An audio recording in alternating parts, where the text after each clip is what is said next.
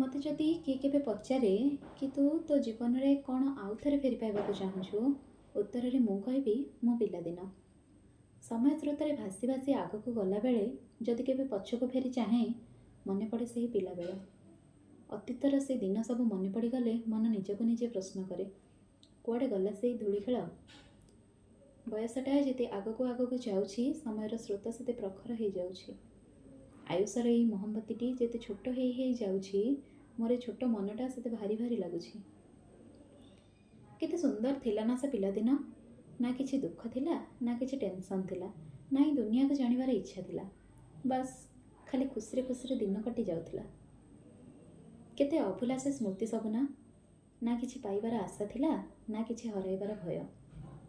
ମୋ ମାଆର ସେ ନାଲି ଆଖି ଆଉ ବାପାଙ୍କର ନୀରବତା ଯେମିତି କୁଆଡ଼େ ହଜିଗଲାଣି ପ୍ରାୟ। ସମୟର ତାଳେ ତାଳେ ଆଜି ସବୁ ବଦଳି ଯାଇଛି। ସେଇ ଟଙ୍କେ 2 ଟଙ୍କାର ମୂଲ ଆଜି 1000 କିଏ ଦେଇପାରିଛି?